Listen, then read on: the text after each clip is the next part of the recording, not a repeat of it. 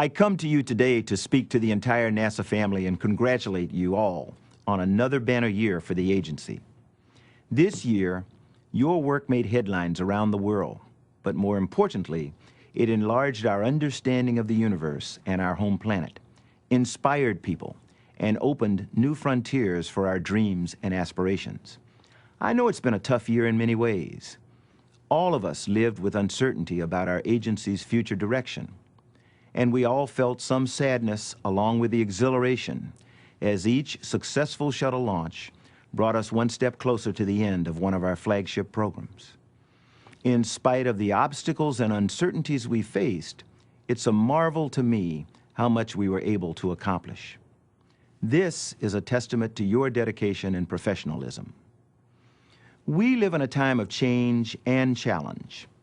As President Kennedy said about his charge to reach the moon, we do these things not because they're easy, but because they are hard, because that goal will serve to organize and measure the best of our energies and skills. His direction still holds. We do the hard things because no one else can. We do it to advance human knowledge and improve the human condition. To take the easy path will not bring us to the future we want. Now, with President Obama's leadership and bipartisan support in Congress for NASA's Authorization Act, 2011 promises to be a much brighter year as we make steady progress to implement our new path forward. Over the course of the past 18 months, we've put together a good management team to lead us through this transition, adding Bobby Braun as the agency's chief technologist, Waleed Abdelati as the agency's chief scientist, and Leland Melvin as head of our education office.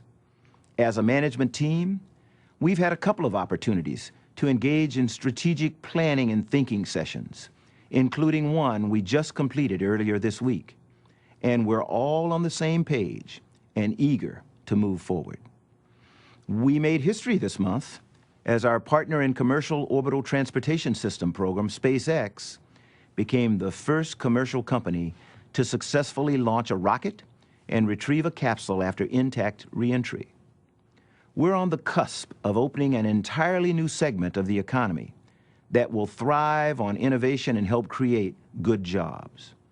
The COTS team and the other companies working on their own milestones are helping us not only rethink how we do business, but actually making it happen in real time.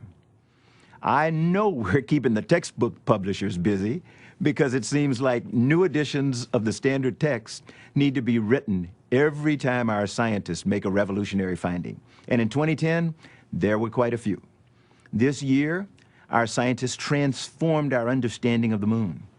Detailed evaluation of the lunar crater observation and sensing satellite data, along with help from the orbiting Lunar Reconnaissance Orbiter, showed us that our neighbor harbors many compounds, chief among them water ice, and it has a hydration cycle.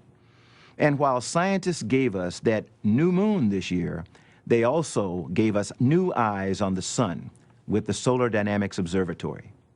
They pierced the veil of our solar system and discovered new things about planets orbiting other stars. With the Fermi Observatory, they showed us a previously unseen structure centered in the Milky Way that may very well be the remnant of an eruption from a supersized black hole. Epoxy gave us stunning images of a comet, the best we've ever seen, and all from a spacecraft that had already fulfilled its primary mission. That's just a tiny sampling of the wonders coming out of NASA science. Here on Earth, we achieved our goal of turning our data into useful tools and making exploration technology work for everyone. When 33 miners were trapped in Chile, their government called on NASA experts to help with the nutritional and behavioral issues the miners would encounter before their successful rescue, and also to assist with the rescue vehicle design. Similarly, we helped the world visualize the oil spill in the Gulf of Mexico by repurposing some of our Earth-observing satellites and finding new applications for some of the prototype hardware that was flying in airplanes. Our data helped illuminate and illustrate the spill's location, oil concentrations, and impacts on Gulf ecosystems. When disaster struck in Haiti, we were able to help there too and enable the world to see the extent of the disaster. We also kicked off a new node of the Severe system in Nepal, another example of how Earth and space observations can be combined to help decision makers make good choices and respond to disaster. Among the big news for NASA in the President's new direction was extending the life of the International Space Station to at least 2020, which will allow us to more effectively plan for its use and support a wide variety of research and engineering demonstrations. This decision came on the heels of our milestone celebrating 10 years of continuous human habitation aboard the orbiting laboratory.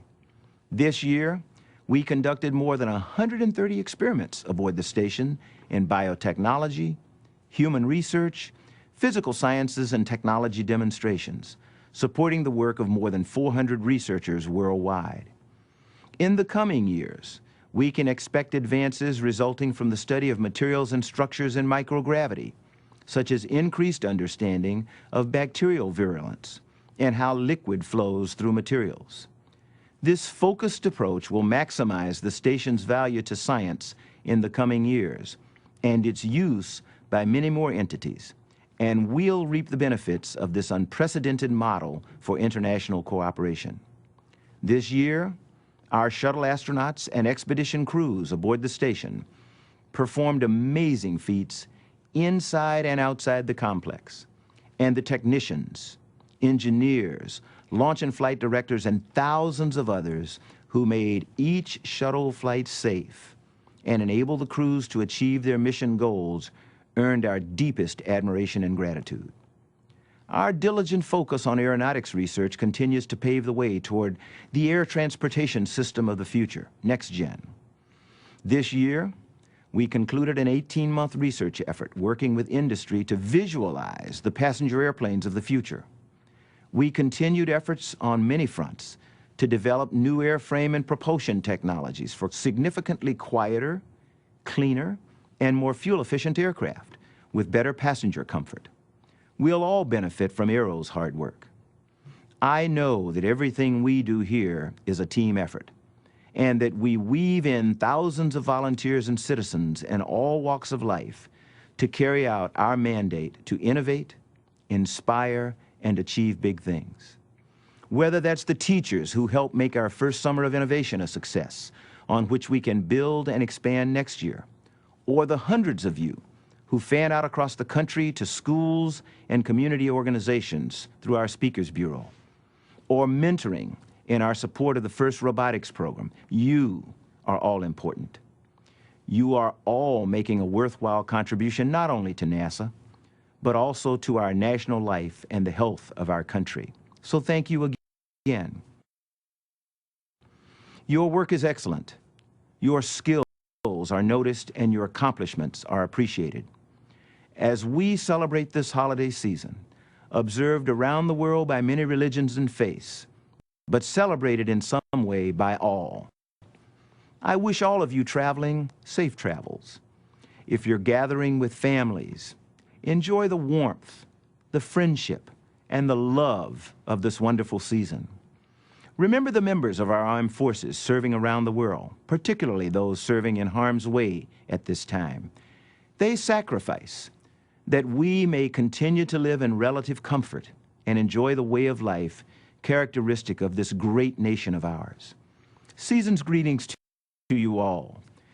May you all enjoy a prosperous new year. Working with you, I'm really looking forward to reaching even greater heights in the year ahead.